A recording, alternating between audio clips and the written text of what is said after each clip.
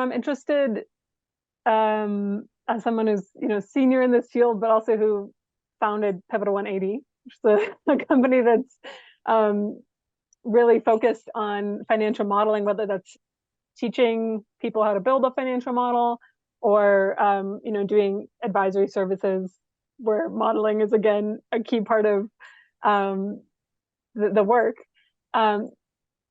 For me, it was very clear to me early on in my career just how important a financial model was and how that really drove so many deal decisions and negotiations, and it just encapsulated so much in one file about a project. And I admit the company that I was working for at the time, which was a really small environmental finance firm, they didn't have an in-house, training program for financial modeling. So I got a lot of experience, but it was more ad hoc, and I was always looking for like a place to solidify those skills or do formal training. And that's something I sought out, and eventually took one of Pivotal 180's courses, totally aside from the University of Cape Town courses, which are, I would say, include modeling, but that's not the focus. And so because of this personal background, I've always thought a lot about, a lot of people build financial modeling skills very early in their career, in a few years, as an analyst. Maybe they're working in investment banking. And then I don't think this is entirely true, but some people feel like if they missed that part of the track, it's too late for them to go back and learn financial modeling.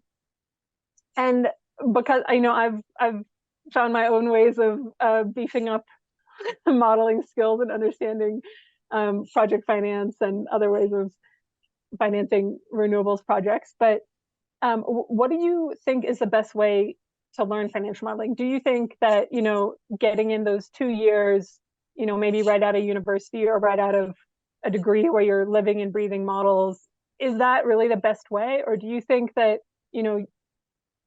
later on, more mid-career, people can go back and do a financial modeling course and, get a lot out of it, even if they aren't going to be, the person who's building models day in and day out? Okay. So first, let me sort of couch this statement by describing myself, which is like, I'm a guy who midlife regretted I had never taken a computer science coding class in college. And so just decided, like, for fun in the evenings, I'd take an online course coding in C and taught it to myself and did the problem sets. And so I enjoyed that learning, despite the fact that I had sort of missed out early, and I felt like it was never too late. And so, that's me. That is not everyone, but that is me. You sort of have to be open to it and still believe that you can learn, but we never lose the capacity to learn.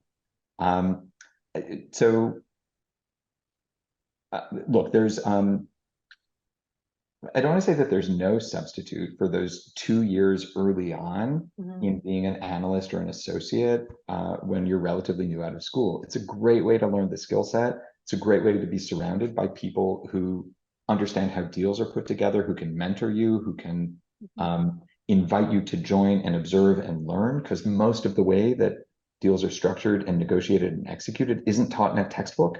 Like, you learn by doing. Yeah. And that's, the modeling is a critical piece that feeds into it.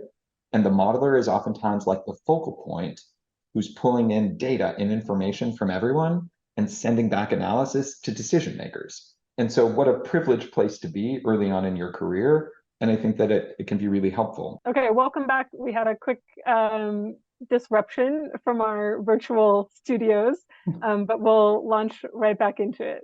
Thanks, Dan. Hey, sorry about that. I may be losing my train of thought, but just this is the perils from working at home.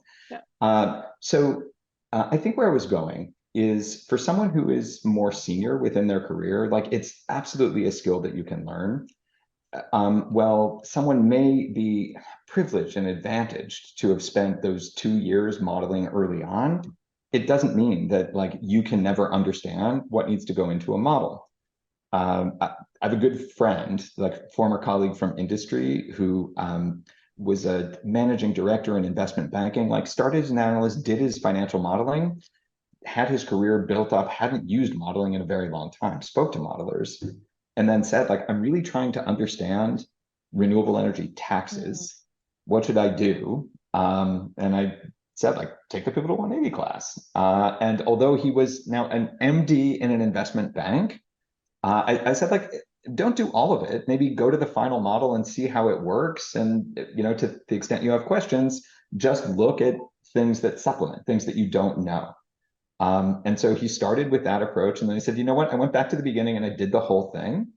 And although he's never going to build a tax equity model, he understands how it works and he's able to manage people who do it in a way that he couldn't had he not invested the 20 hours that it took to do that. Like, it's not such a heavy lift, I think.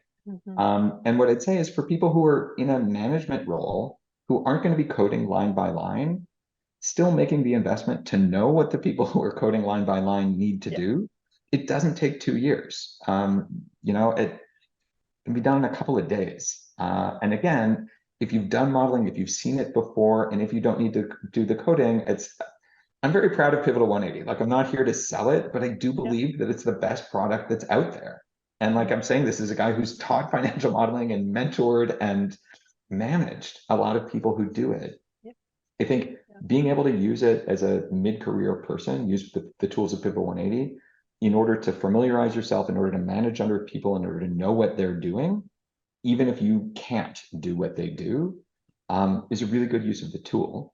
And it's kind of never too late to do that. Like, and again, I think it's fun to pick up a new skill. So like, if you learn a trick or two that you never saw before, great. It keeps you young. Totally. I totally agree. Totally agree. Dan, I have a very high stakes question for you now. Oh, sure. You Okay. can handle it. Tell us, what is your favorite Excel function? Oh, this is such a controversial answer because Hayden and I have a debate about this one. So I shouldn't really acknowledge it, but my favorite Excel function is offset. And look it up. And even when you look it up, you'll be like, why would that be his favorite function? It's just wildly flexible. It does amazing things, and it's not calculation based. It's like geography based. It's, you want to pull a number from somewhere else. How far up do I go? How far to the right or left do I go? Do I want it to be a single cell, or do I want to be pulling it from the sum or the IRR of different things of variable width? It's just incredibly flexible. However, it is a function that you should never use in a best practice model because it's virtually impossible to audit.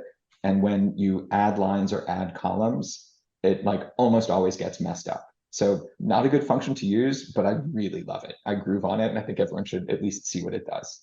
Offset. Well, you've given me two ideas for future episodes. One, we're gonna have you back on to teach people exactly how to use offset. Oh, totally. They should never use it. And then we're probably gonna have another follow-up episode where we give Hayden the opportunity to explain why he hates it. Why you should never use it. And there's always a workaround to use something other than offset. Yeah, that sounds I'll just be the neutral interviewer for all of those. But great, thank you. But definitely, you don't want it in the same physical space, because like it might come to a fist fight. Definitely not. Yeah. Great. Okay, there's a lot to digest here. I'm sure a lot of our viewers are gonna want to be rewinding and reviewing parts of this conversation. But I got a lot out of it personally, Dan. Thank you for coming on the show. It's great to see you again. And thanks for all you've contributed through Pivotal 180. We will post this on our website, on YouTube, and LinkedIn. And so looking forward to the comments from our audience. I'm sure a lot of really good questions are going to be generated as well. Awesome. Thank you so much for having me, Fiona. And it's so nice to see you again. Yeah. Sorry, not in the same place. I think last time was dinner in Cape Town, right? Yeah. Awesome. Take care. Be well. And thank you, everyone, for tuning in. Take care. Bye.